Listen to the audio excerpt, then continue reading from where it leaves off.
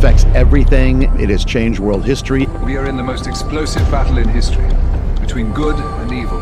They are seeking an ancient relic so powerful, it has destroyed nations and wiped out empires. In the book of Revelation, it speaks to the church of Pergamon. It says, you're there where the throne of Satan is. It's the throne of the great dragon himself.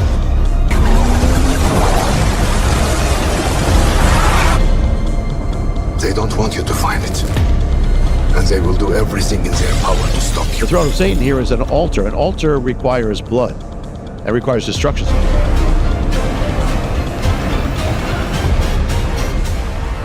Alicia, well, this is real. Jonathan Cahn, it's great to have you here in studio talking about this amazing book, The Altar of Pergamon, which I loved reading. It was such an adventure, a great journey, but the mysteries that you reveal in this book are things that I've never heard of before. There's been times where you're used to hearing some things and different elements of this mystery gets out into culture and people are kind of commenting about it, but everything in The Altar of Pergamon was a new thing for me. So thank you for bringing this revelation to light. Thank you. But also putting it in a fabulous story. Oh, so. thank you. Yeah, this is I'm the first one to be blessed with getting a mystery. I'm the first one to get blown away by the Lord. It's all the Lord. But it is a really, I describe it as a colossal mystery because it affects everything. It has changed world history. Everybody who's watching this, your life has been impacted by this. And for some people, it can be linked to the future. It's a link to the future of the world. Right. The subtitle is The Mystery of the Dark Angel and the Future of the World. And this is a mystery that behind everything from the rise of Hitler to World War I to World War II to the rise of Marxism, communism, the Cold War, one world where we are now, nuclear destruction, the throne of Satan. I mean, it's crazy, but it's real. Be inspired and challenged to follow Christ with greater courage and conviction. In Extreme Devotion, a daily devotional from the Voice of the Martyrs, you will read the stories of Christians who remained faithful to Jesus, even when it cost them everything. Find strength and encouragement through their examples of courage, commitment, and unwavering faith. Visit vom.org/realfaith to request your free book today. You just talked about the throne of Satan, and I want to give a little bit of context to people. Yeah. A little bit.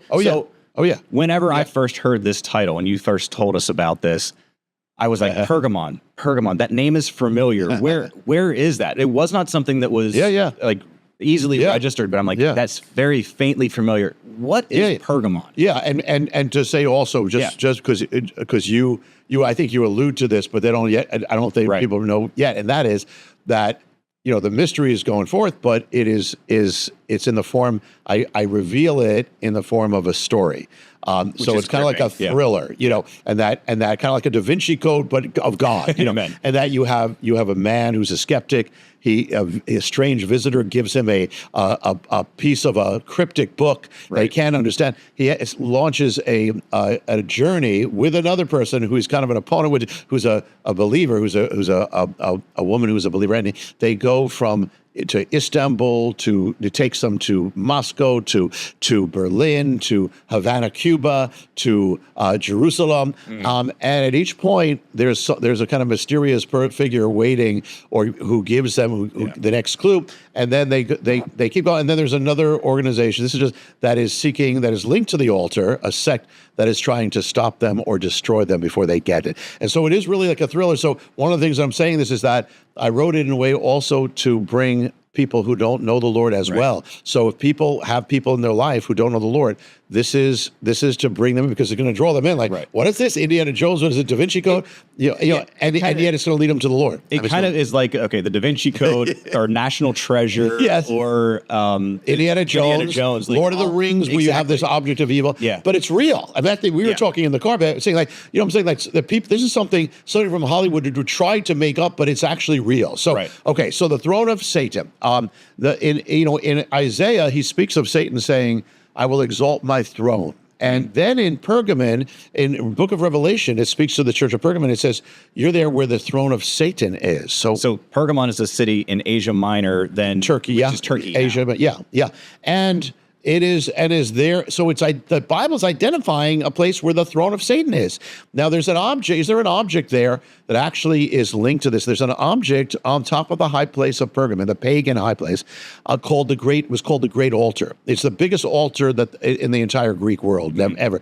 Gigantic, colossal, almost like a temple. But this became the embodiment of Pergamon, the throne of Satan. And so here's what happened. When the gospel came to the Roman Empire, it ended up casting out the gods, and people abandoned the altars, abandoned this altar is abandoned. It falls into ruins. Nobody, and it's at the same time, it was almost like here's the throne of Satan, like the throne of Satan in ruins, and the gospel goes forth to the world, and it's a restraint on evil. The gospel is a restraint on evil. Let me ask you a question about the altar of Pergamon historically. So I know in Greek culture, like normally the altars would be for a specific god, and there's different sacrifices there. Yes. Can you tell us a little bit about the god that was related to that and the sacrifice? Yeah, particularly basically the king of the gods. This was like a mega thing, and which is Zeus, the king of the gods. And with this, but really Zeus is the gods are masks. Right. As I said in the Return of the Gods, behind the gods are spirits. Behind the king of the gods is the king of spirit, or the lord of spirits, or the lord of demons, which is Satan. So it's like a mask, of that. So yes, good. And so the thing is that, but for ages and ages, again, this is going to sound like a Hollywood movie. It's the altar is hidden in the dust, and it's almost like the power. There's so many movies where they uncover and then it'll unleash. Well, this is real. And so, what would happen if that throne of Satan was uncovered into the world? All of a sudden, that restraint would be gone. And so it actually happened. It actually happened. And the way it happened is a man comes from another land, far away, comes to the Ottoman Empire, which now is where the altar is, and he stumbles on this thing. And he doesn't know what it is, but he sends the two pieces, back to his homeland. Okay, this homeland is now going to become the center. It's now going to be linked to the throne of Satan. What land is it? It's Germany.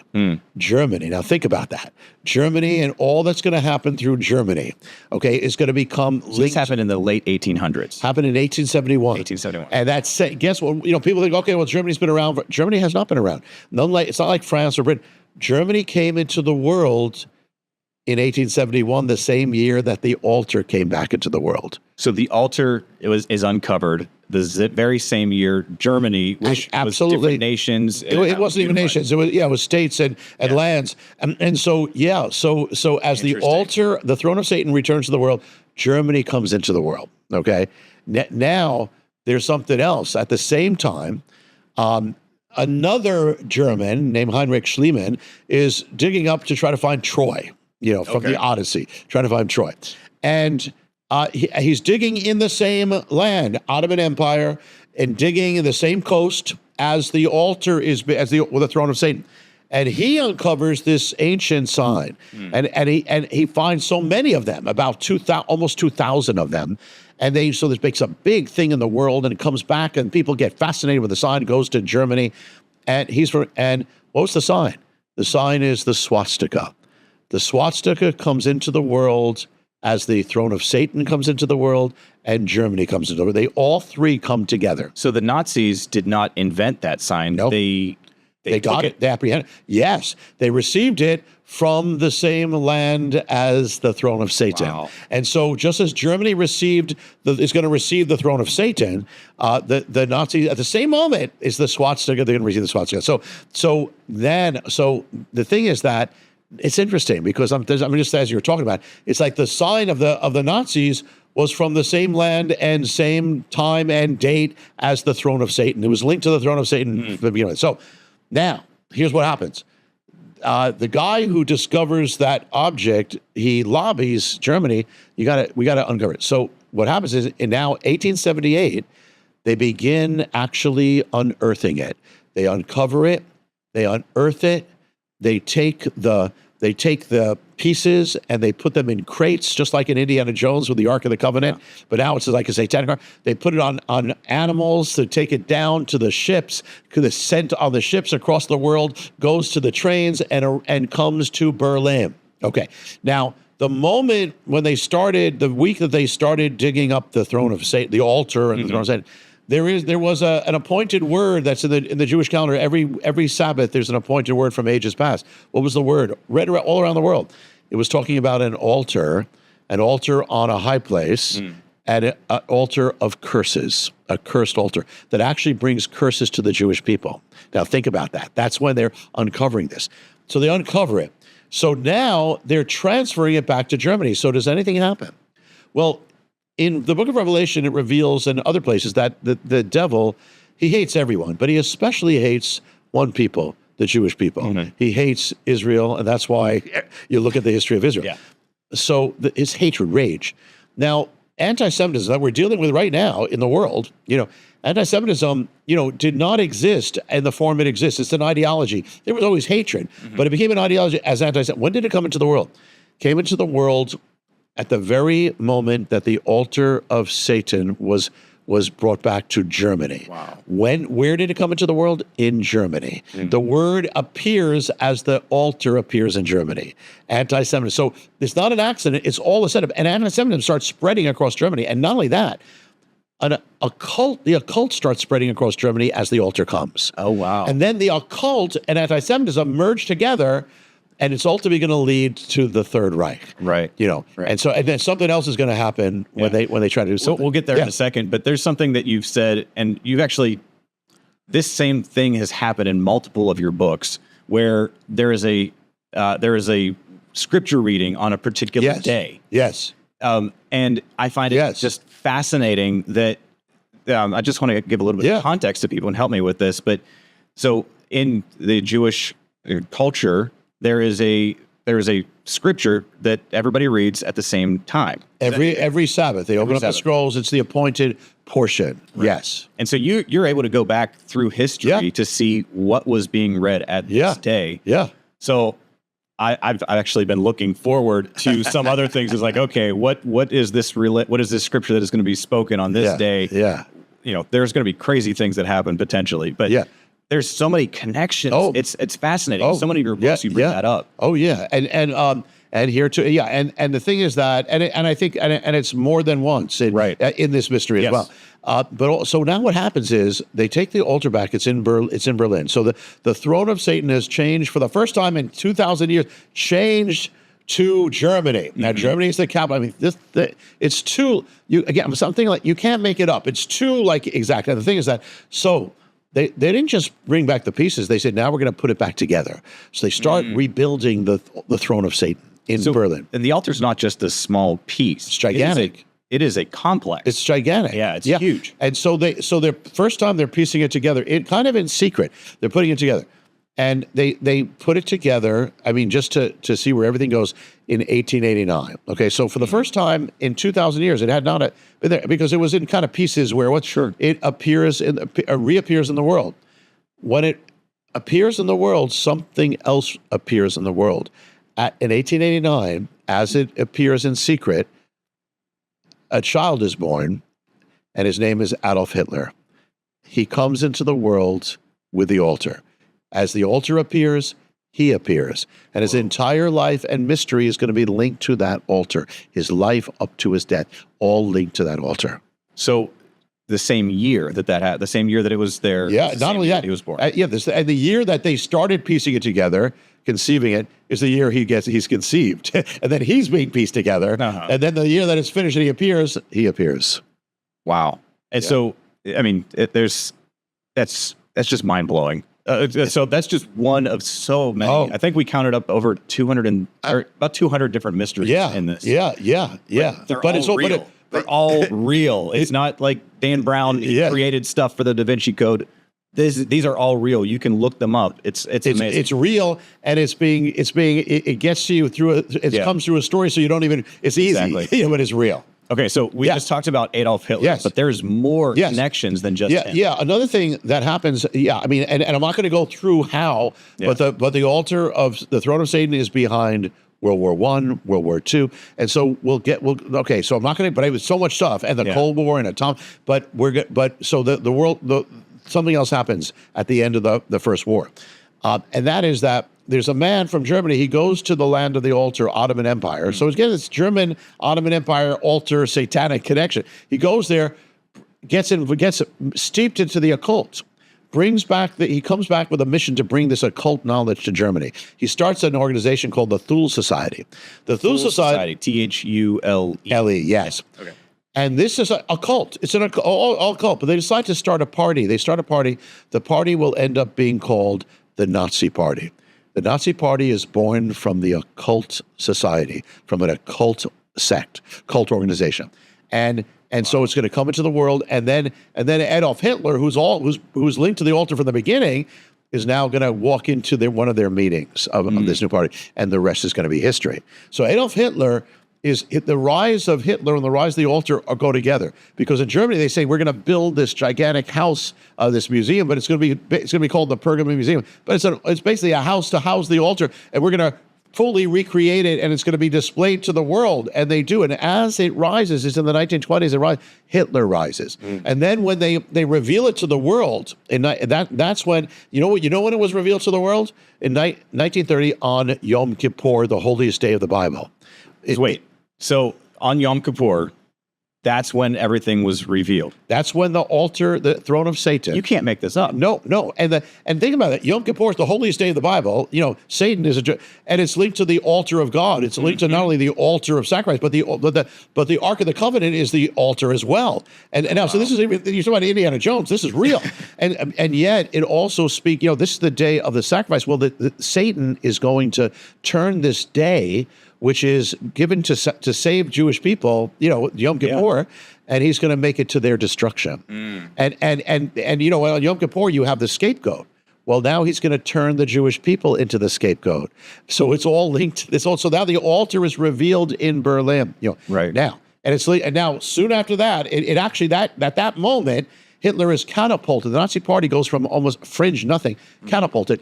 And then he will take over Germany. Yeah, I did not realize how the Nazi Party came about like that, and how Hitler basically was able to use that to get to power and everything. But I just thought there was a Nazi Party that just kind of grew, but there's a lot more mysteries behind that. Oh, Jay, so much, and we can only touch on these things. But I'm trying to give you a taste of it. And so when Hitler comes to power, he says, I want a podium that's going to be gigantic. I'm going to speak on top of it. I'll speak to the masses. When you see Hitler speaking to it looks like a million people. Right. It's Nuremberg. So it was in Nuremberg. He wants this massive thing to be built. He commissions his architect, Albert Speer.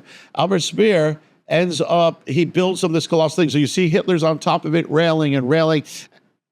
But the secret is the platform on which Adolf Hitler stood was a recreation of the altar of Pergamon.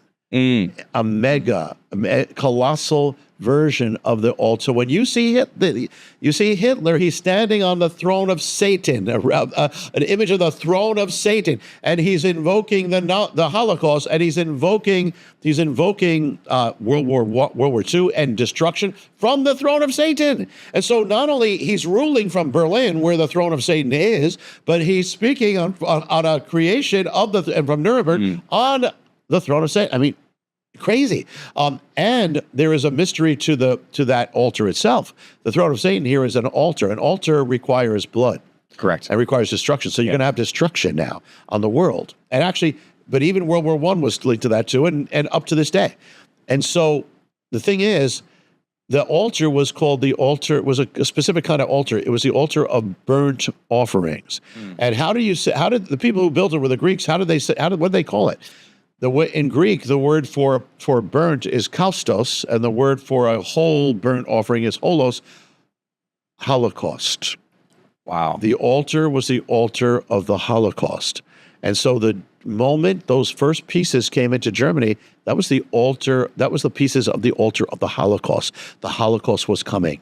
As long as and for them to give, it was almost like a nation was possessed. When they possess the altar, they can become possessed by it. And Hitler is over it all. Hitler is actually the possessor of the altar. And so he's going to invoke the Holocaust. And he's going to do it standing on the replica of the altar of the Holocaust. And he's going to invoke that. And not only that, what was the first sacrifice that Israel ever offered up to as a nation? It was the Passover lamb. began on Passover. The Holocaust, when did it begin? On Passover. And the first sacrifice was one man and one Jewish man. And it turned out he was a priest. He was a descendant of Aaron who offers up sacrifices. Now Satan inverts the whole thing and offers him up. And the last sacrifice was Adolf Hitler himself. Because when the devil's through with you, then the devil destroys his own. But the thing is that, so Hitler, then there's the law. There was a scripture, we talk about the Parsha, which is about a man who commits murder and blasphemy, and he will be destroyed. He will be, and so Hitler, and what you do to the Jewish people is going to be done to you.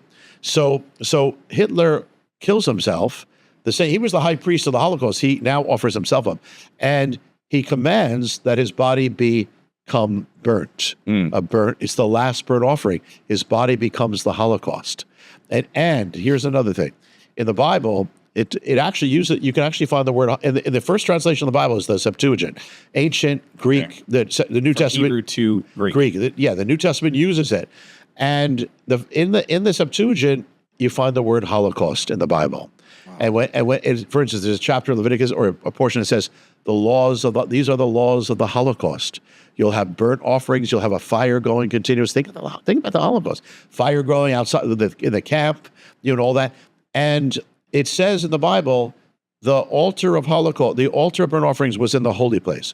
Well, if you translate that into the language of those who possess the altar, the way it comes out is the burnt offering altar, that's the Holocaust, was in the holy place. There's a German word that's linked to a Polish word. Poland is where most of the Holocaust happened. And the word, it means the holy or the holy place.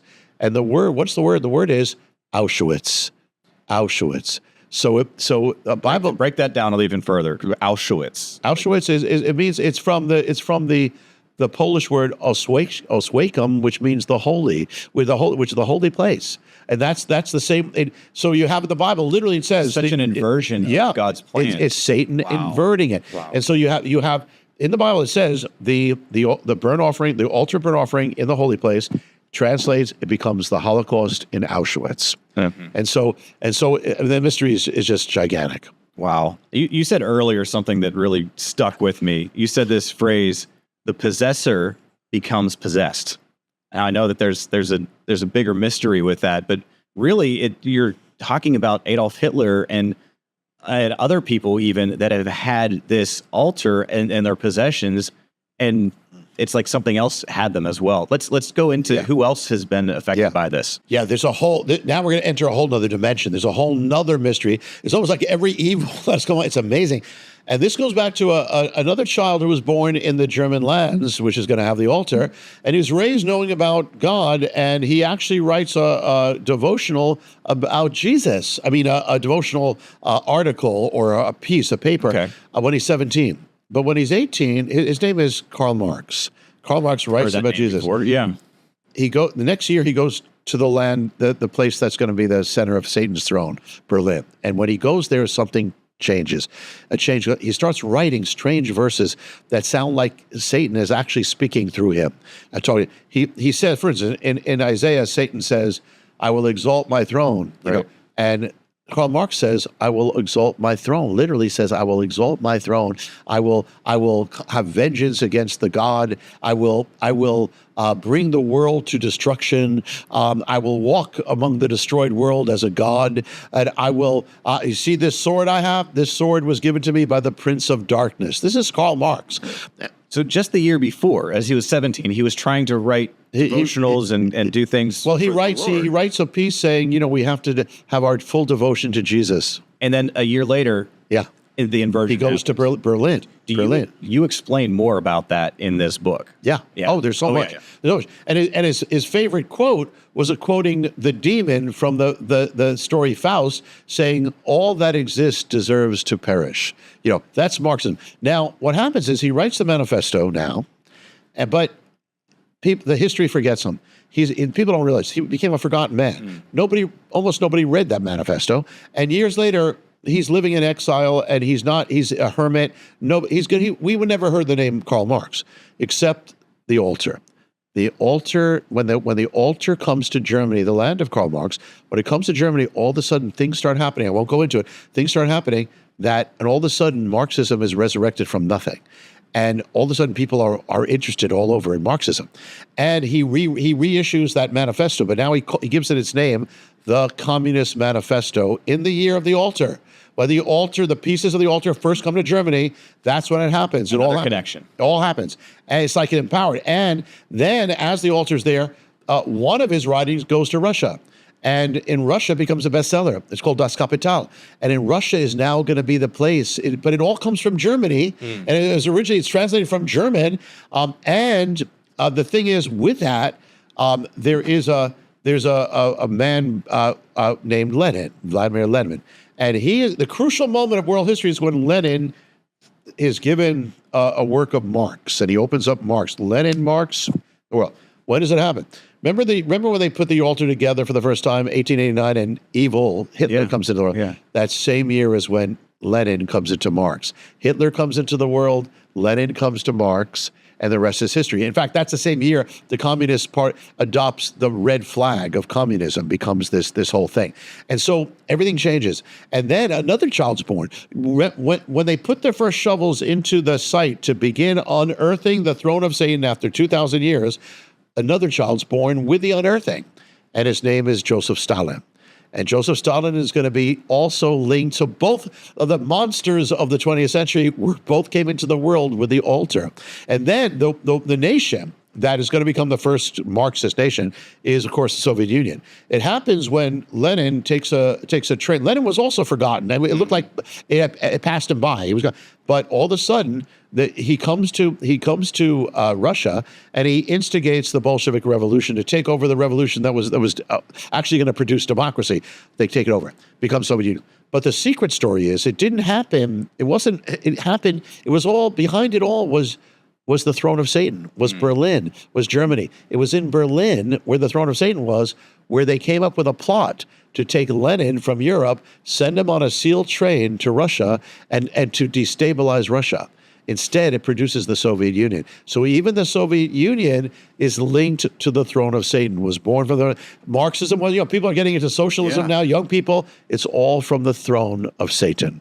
Oh my gosh. That is just amazing, all these connections that are coming back to this. I mean, I remember from Greek mythology, it's Pandora's box. Yeah. This is like this is real. But this is a real thing. This is not just a box and don't open it.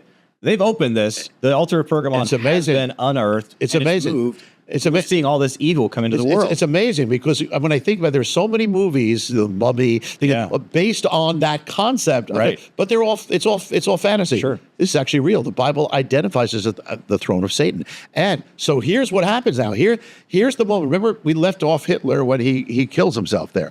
Well, Hitler's entire life is linked to the bunker. Okay, I'm sorry, it's linked to the altar. But at the end of his life, he's in a bunker hidden in Berlin.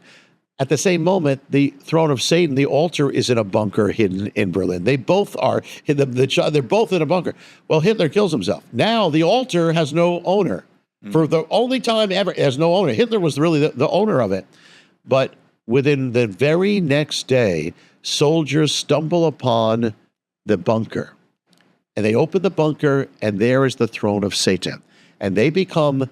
Now the altar is going to be given to a new possessor. It's going to transfer, the possession is going to transfer, and as it does, the history of the world is going to change. What was their reasoning to put the altar in a bunker? Because they wanted already in a museum. They wanted to protect it. They didn't because Berlin, because they were going to be bombed. Yeah. And so they wanted to protect the throne of Satan so it wouldn't be bombed. So they took it and they put it inside a bunker, just like Hitler. Why was Hitler in a bunker? To protect him, to hide him and protect him. That's why the altar was. But he followed the altar. The altar went first. Then he went. Yeah. These connections are absolutely amazing, Jonathan. And so now the altar changes hands and the history of the world changes. And now who was it?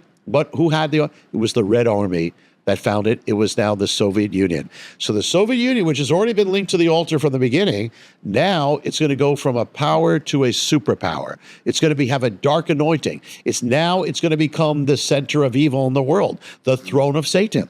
And they actually put the throne, just like Indiana Jones, they put it in crates again. They put it in these crates, put it on trains, and take it from Germany to Russia. So now Russia is sovereign and owns it. And now what's going to happen? The Soviet Union, superpower, communism has the altar. It's going to be empowered. It's going to spread to Eastern Europe. It's going to take over Eastern Europe. It's going to take over the most populous nation in the world, China. It's going to take over 1/3 of the entire population of the planet when it has the throne of Satan, the altar of Pergamon.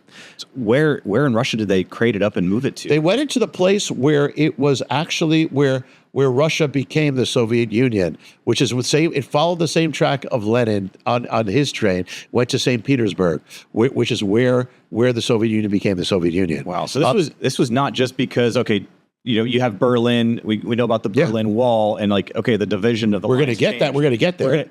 But it actually moved again to another place. Yes. And before it comes back to Berlin. Yes. And, my gosh. And while it was in Berlin, I mean, that's when that's when something else happens. The devil, you get the word devil from diabolus. Right. When we say it's really, diabolus, double, devil. And so what does diabolus mean? It means the divider. He's the one who divides. If he could divide the world, he could destroy the world. Mm-hmm. If he could put it into two camps, that's what happens. This altar is even behind the Cold War. Where does it happen? Where does it begin? In Berlin. While the altar was still there, it begins the division of the world. It spreads to Germany is divided. Europe is then divided. The world is divided into two camps. And so what are the two camps? It's the East and the West. But it's the one. Think about it. It's the side that possesses the altar, the throne of Satan, versus the side that doesn't, and it's against the throne of Satan. And by the way, World War II, same thing. The side that it possesses the altar and the side that's against it. World War I, same thing. So the Cold War, it's all about that. And so the thing is so you have this division. Now what happens is that can destroy the world. See, the enemy's a destroyer. He almost destroyed. So now what happens is in 1958, Soviet Union decides we're going to send back the altar to Berlin. But they still have sovereignty over it. Communism has sovereignty over it. And Soviet troops are in Berlin. But the location changes. So what happens?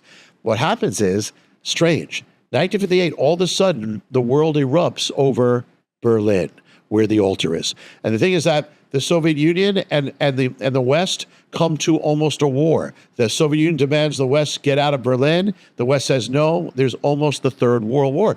But when did that begin? It's called the Berlin Crisis. When did it begin? Began in November of 1958. The altar comes to Berlin in November of 1958, and the whole world is heading to destruction. But that crisis continues on until a new president, John Kennedy, becomes president, and Khrushchev, the Soviet ones, he demands again Berlin. He just obsessed with Berlin, but then he builds the Berlin Wall, and then something happens in '61 with that wall, where it was the most dangerous thing ever, where you have the Berlin crisis erupts. Now you have Soviet troops on one side of the wall, American troops facing them on the other side of the wall. Never happened before. Mm-hmm. And both sides preparing for nuclear war. Both sides nuclear war.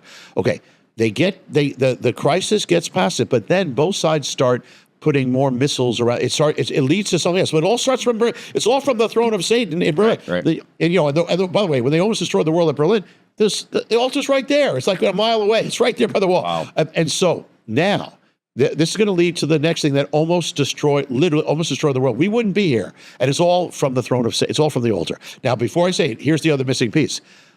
If the enemy could have the power to destroy the world, well, there is that power in the world. That's through atomic destruction, nuclear destruction. Well, think about what's the altar. The altar is the altar of burnt offerings, okay, and which is in Greek, Holocaust. Okay, today we only use that word for two things: the Holocaust of the Nazis, and the word we say nuclear Holocaust. Yeah, that's the other. Now here comes the other fire. It's the altar of burnt offerings. What is the fire that can burn up everything? Make the world a burnt offering? Nuclear. The nuclear. Yeah. And so when did that begin? And where did it begin? Well, people would say Los Alamos, New Mexico, with the atom. No. The age began with the altar of Pergamon and the throne of Satan. It began in Berlin. It began under the Third Reich under Hitler. It began in 1938. that is when the atom was split apart in Berlin by the altar of Satan. So the altar is the altar of fire, and the strange fire came into existence there and then when they split the atom. That ushered it. Now, Hitler was over it. Hitler, think about the enemy's plan. Hitler almost got the bomb. Imagine if he got the bomb. The world would be gone. And the thing is that, but there was another, we won't go into, there's another ancient mystery that goes to Leviticus that prevented Hitler, has to do with the Jewish people, prevented Hitler from getting the bomb. Instead, it gave the power to America. But it goes back to Leviticus. So, all right. So now, all the pieces in there. Now what happens is, it's 1962. The Soviet Union puts missiles in Cuba right by America. Kennedy spot it. Kennedy says, the Cuban Missile Crisis. He says we're going to quarantine the island. American ships are there. Soviet ships are coming with more missiles. The world is on edge. People are buying food or stocking their nuclear, their bomb shelters. Right. They're putting dog tags on their children to identify them after the destruction. They're heading all over the world. I mean, the closest we ever came. If one wrong move happened, we would be here today. Okay, that's how much this mystery that almost ended the world or stopped our lives goes back to the altar of Pergamon. Here's the secret story. The secret story is Khrushchev of the Soviet Union is by the Black Sea, and he's considering what's on the other side are missiles that America had just placed because of the Berlin crisis. They placed them there. So now Khrushchev says, yeah, we're going to put missiles right by them. And so he puts them in Cuba. So as a response for what? But the missiles were the real missiles were the missiles that were those missiles that were across the Black Sea. So where were they? It started the crisis, almost end of the world. They were in the land of Pergamon. Wow. They actually stood. The missiles that almost ended the world stood in the ancient kingdom of Pergamon. Some were so close to the altar that you could take a quick drive and go from the missile to the altar. And the thing is, but what was the god that was linked to? It was linked to the altar, that Pergamon and altar, Zeus. But in Rome, in the Roman world, it was called Jupiter. Mm-hmm. Those missiles bore the name of the god Jupiter. Jupiter missiles. The Jupiter missiles. Wow. Almost destroyed the world. Jonathan, this is absolutely fascinating. And one of the things that is really interesting right now is that you talk about the mystery of the Dark Angel and the future of the world. This book does affect us today. Yes. The Altar of Pergamon Museum in Berlin is going to reopen, which it has been closed for many, many years. It is going to be reopened to the public to display the altar in 2027 in the spring. Within a year from now. I mean, and I didn't plan that. I didn't plan that when the Lord just led me to release the book now. Yeah. And so this is just absolutely remarkable timing. This has to be the Lord. And we need to get this book so that we are prepared spiritually and mentally for what is to come. Yeah. Because this is I have received some very unique knowledge with this book. Yeah. Right, Jonathan? Yeah. And this mystery is going to go up to the fall of the Berlin Wall. Yeah. This is behind the fall of the Soviet Union and communism. It's behind the rise of a coming power, world power, that has to do with prophecy. It's behind the New World Order.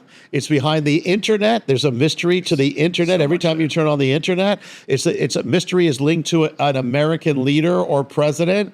It is linked to the future and end time prophecy and the Antichrist and Israel. It's amazing, and it's all about where we're going. So if we're bringing this home, to say a few things. One is that, listen, this is for you. I believe. I mean, I'm sorry, you're watching this. I believe you're gonna be real. It's a stunning thing, as you can tell. We're just touching on. There's so much. We just touched on a taste of it. There's so much there we can't in there. But the other thing is that because it's written as this kind of novel thriller story, Da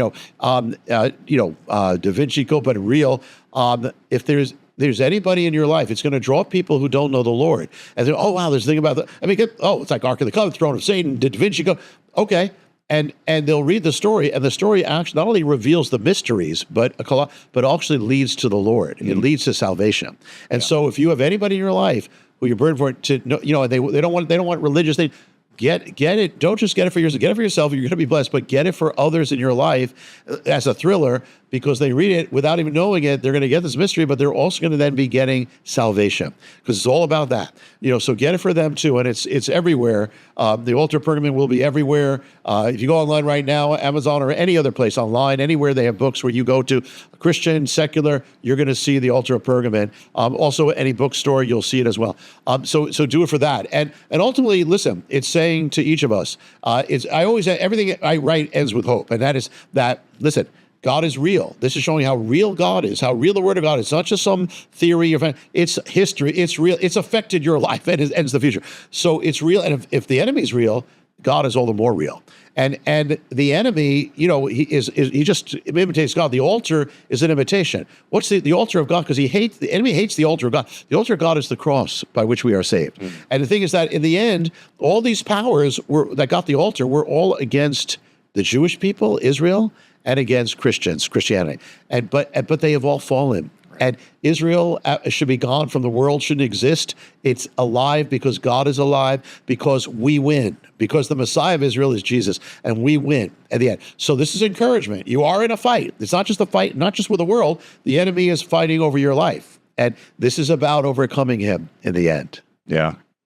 Get the Altar of Pergamon everywhere the books are sold, and you are going to love the adventure and get amazed by the mysteries. Jonathan, thank you so much for sharing with us today about this. My blessing. Thank you.